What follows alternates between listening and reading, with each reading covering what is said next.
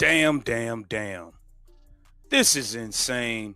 Caitlin Clark already listed as out versus the LA Sparks after that hoodlum Alyssa Thomas vicious attack on the court, looking to collapse her throat with her fist.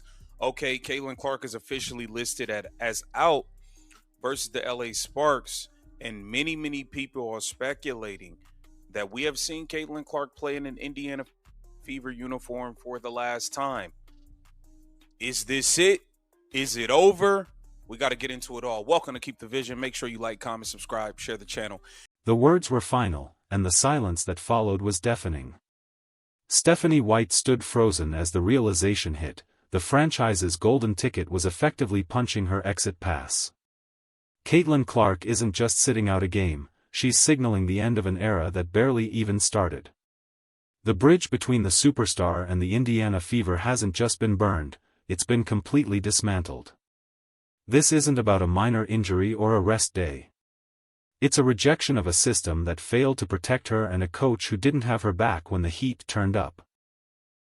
The writing is on the wall. Okay, now do I think Caitlin Clark has a back injury? Yes. Do I think the back injury solely is why she did not return last game? No.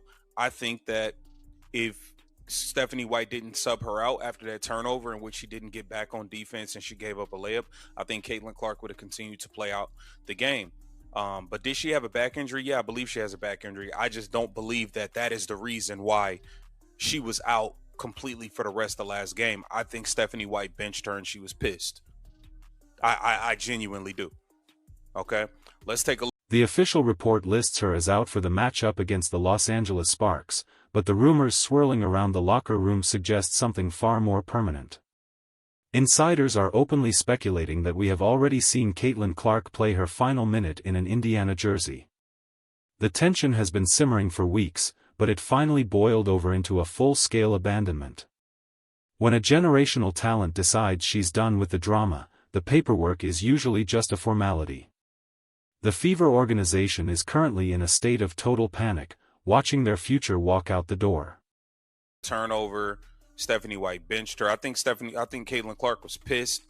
I just don't think she wants to say it publicly, but I think she wants away from Stephanie White, and I don't blame her. I want her away from Stephanie White. This is a situation that just has not worked out, and it is what it is. They see the game through two different lenses, and that's just what it is, man. So I think that Caitlin Clark needs to find her way away from this Indiana Fever. Not just Stephanie White, Kelly Crosskoff, Amber Cox, they're all in on it. They're all terrible at their brutal encounter on the court with Alyssa Thomas. It wasn't just a hard foul, it was described by many as a vicious, targeted attack aimed directly at Clark's throat. The physical toll was obvious, but the psychological impact of the league's enforcer culture going unchecked was the final straw. Clark realized, in that moment, that she was being hunted, and the people in charge were seemingly content to let it happen. The lack of protection from the officials and her own front office turned a basketball game into a hostile work environment she no longer wants to endure. I think that Caitlin Clark needs to find her way away from this Indiana Fever. Not just Stephanie White, Kelly Crosskoff, Amber Cox, they're all in on it. They're all terrible at their jobs, and she's got to get away from this organization. She's okay. She's going to be out on Saturday. Physically, mentally, emotionally, and making sure that she's 100% ready to go is the most important thing, and her taking care of that is priority for us. A couple things to wrap up the last game. Did you hear from the league after your comments about how it was officiating and things of that nature? I didn't hear from the league. I'm sure Amber probably heard from you. Did you get fined? I have no idea yet.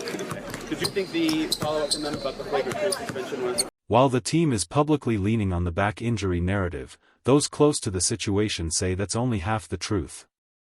Yes, her body is battered, but her spirit with this specific team is broken. The decision to sit out wasn't just a medical necessity, it was a power move. By stepping away now, Clark is taking back control of her career and her safety. She's tired of being the league's punching bag while her own organization watches from the sidelines. The injury is a convenient shield for a much larger conflict that is currently tearing the Indiana Fever apart from the inside. Was absolutely unacceptable, egregious. Stephanie White used the word, and just unfortunate that, you know, a situation, two situations could go untethered, if you will, and the result was the result. How did we get here? I could tell you how we got here. We got here through hate, envy, jealousy, hostility, nastiness from the players, immaturity from the players. That is how we got here, and we got here with the commissioner, Kathy Engelbert, who should have... The rift with Stephanie White reached a point of no return during their last outing. After a frustrated turnover, where Clark didn't sprint back on defense, White didn't just coach her, she humiliated her by benching her for the remainder of the game. For a player of Clark's caliber, being pulled in a winnable game was an insult she couldn't ignore. She was visibly livid on the sidelines, and that anger hasn't faded. It's become clear that the coach and the star see the game through two completely different lenses, and Clark is no longer willing to squint to see White's vision. Nastiness from the players, immaturity from the players. That is how we got here, and we got here with the commissioner, Kathy Engelbert, who should have been fired, who has no clue what she's doing and how to handle. She was unprepared for Caitlin Clark's stardom coming into this league. That is how you got here. I don't know how to answer this. All I can tell you is there's a lot of good players in the WNBA. For instance, if you're not watching Olivia Miles in Minnesota right now, you're missing something special. She's extraordinary.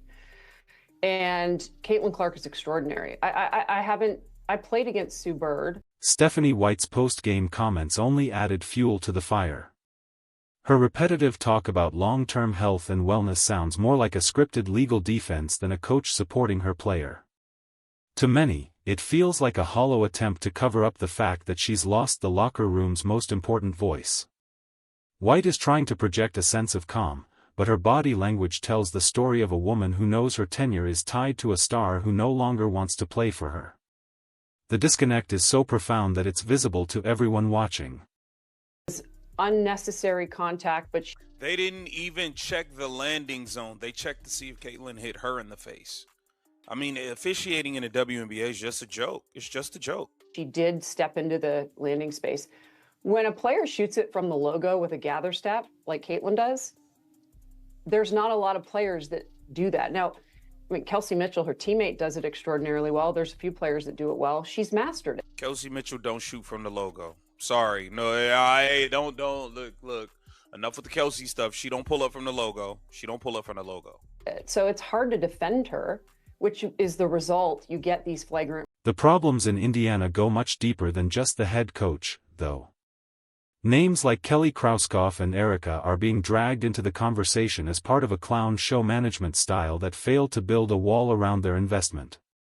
They were unprepared for the level of vitriol and physicality Clark would face, and their slow response has cost them everything. This organization had a once-in-a-lifetime opportunity to redefine the league, but instead, they've become a cautionary tale of how to alienate a superstar in record time through sheer incompetence. Alyssa Thomas should have been suspended for 5 games. It's as simple as that. I think there is a potential Caitlin Clark is working on getting out of Indiana. I would love it. I would love for her to get away from Stephanie White and this clown show organization. But what says you? What says you? What do you think about Caitlin Clark being ruled out? Are we about to go along for the questionable, probable game-to-game circus again like we did last year? Have we seen Caitlin Clark play her last game in Indiana? You tell me. Get down in the comments. Let me know. This is Keep the Vision. Make sure you like, comment, subscribe, and share the channel. Stacey Dales and Dan Patrick recently highlighted the sheer absurdity of how Clark is being officiated compared to the rest of the league. They pointed out that the othering of Caitlin Clark has become a standard practice. When she's hit, the whistle stays silent. When she shoots, defenders are allowed to invade her landing space with impunity. It's a dangerous game the league is playing, and Clark has decided she's no longer willing to be the experiment. If the rules don't apply to her protection, she doesn't see the point in putting her career on the line for a league that won't give her a fair whistle. The hostility coming from veteran players has reached a level of nastiness that is rarely seen in professional sports. It's not just competitive fire, it's deep-seated envy and jealousy. They see the endorsements, the private jets, and the sold-out arenas, and they've responded with a level of aggression that borders on professional misconduct. This welcome to the league treatment has morphed into a coordinated effort to break her, and Clark has realized that staying in Indiana only makes her a stationary target for the league's most bitter veterans. Commissioner Kathy Engelbert is also facing massive heat for her role in this disaster. The consensus is that she was completely unprepared for the Caitlin Clark effect. She failed to implement the necessary safeguards and officiating standards to handle a player who draws this much attention and contact. By allowing the game to get untethered, as some experts put it, she created a vacuum where violence became an acceptable way to defend greatness. Clark's potential exit is a direct indictment of the commissioner's inability to manage the league's sudden and massive growth. The specific incident involving the illegal closeout during the Sparks game was a turning point for many analysts. They noted that the refs didn't even check the landing zone. They were more interested in whether Clark had accidentally hit her defender in the face while trying to land. This inversion of logic, where the victim of a dangerous play is the one under the microscope, was the final proof Clark needed. She's playing a game where the deck is stacked against her, not just by the opposing team, but by the very people wearing the stripes on the court. Alyssa Thomas is a phenomenal talent, but her physicality has become a flashpoint for this entire controversy. Many believe she should have been hit with a multi-game suspension for the contact initiated against Clark. The fact that the league only issued a retroactive flagrant foul felt like a slap in the face to anyone concerned with player safety. It sent a clear message: you can take a shot at the Golden Girl, and the consequences will be minimal. That realization changed Clark's perspective on her future in Indiana and the league as a whole. The internal culture at the Fever has been described as toxic, with management and coaching failing to align with Clark's elite competitive drive. She expects excellence, but she's surrounded by an organization that seems content with just being relevant. This mismatch in ambition is what's driving her away forever. She doesn't want to spend the prime of her career trying to fix a broken system. She wants to be in an environment where the infrastructure matches her talent. The Indiana Fever, quite simply, have proven they aren't at that level yet. Social media has only amplified the drama, with every slow-motion clip of a hard foul going viral and fueling the fire. While some claim these clips distort reality, others argue they provide the evidence needed to show exactly how much abuse Clark is taking. The public outcry has become so loud that it's impossible for Clark to ignore. She sees the fans defending her more aggressively than her own team does, and that realization has been a bitter pill to swallow. It's hard to stay loyal to a team that won't even tweet out a defense of their star player. The mental and emotional toll of this season has been staggering. It's not just about the bruises on her back, it's about the weight of carrying an entire league while being treated like an outsider by her peers. Clark has been forced to maintain a stoic, professional mask while being poked and prodded from every angle. This Saturday off is more about a mental reset than physical recovery. She's taking a step back to evaluate if this life is really what she signed up for, and the early indications are that she's looking for a way out. There is a growing sentiment that Clark is already working behind the scenes to orchestrate a move away from Indiana. Whether it's through a trade demand or exploring other professional avenues, the goal is clear: get away from the clown show. She knows her value is at an all-time high, and she holds all the cards. If she decides she's done with the Fever, the league will have no choice but to facilitate a move. A WNBA where Caitlin Clark is sitting on the bench in Indiana is a financial disaster that nobody at the head office can afford. The comparison to other stars in the league, like Kelsey Mitchell, has also created friction. While Mitchell is an incredible player, the gravity and impact Clark brings are on a completely different planet. The attempt to treat them as equals in the team hierarchy has backfired, as it ignores the reality of why people are actually buying tickets. This lack of a clear alpha structure has led to on-court confusion and off-court resentment. Clark isn't looking for special treatment, but she is looking for the respect that her impact on the game has earned. the officiating circus that followed her all last year seems to have followed her into the pros, but with much higher stakes. The refs are struggling to call games involving her because she does things no one else does, like pulling up from the logo. This creates defensive desperation that leads to dangerous fouls, which the refs are consistently failing to upgrade to flagrant status. This systemic failure to adapt to her style of play is a major reason why Clark is considering a permanent exit.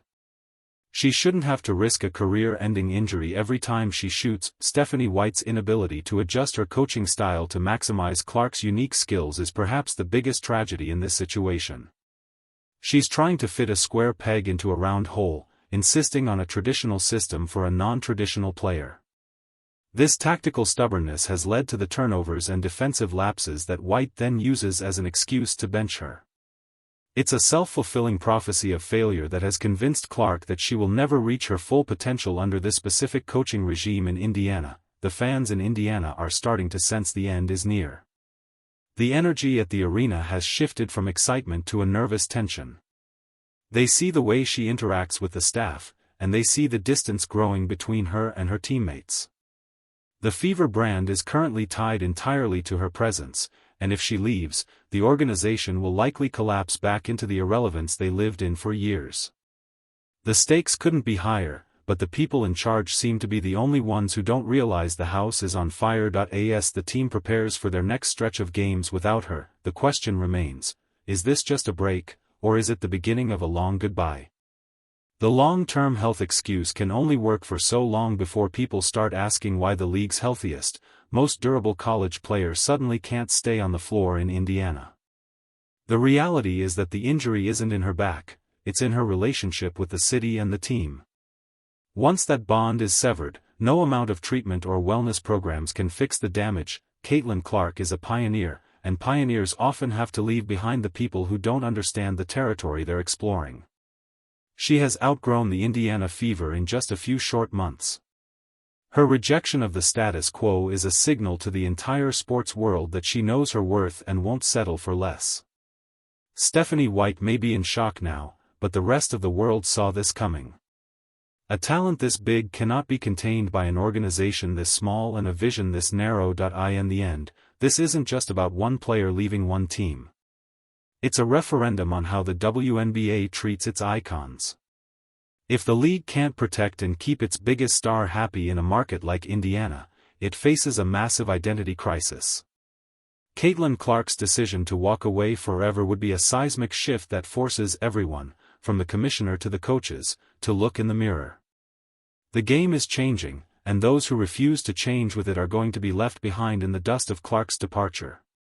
The vision has changed, and Indiana is no longer in the frame.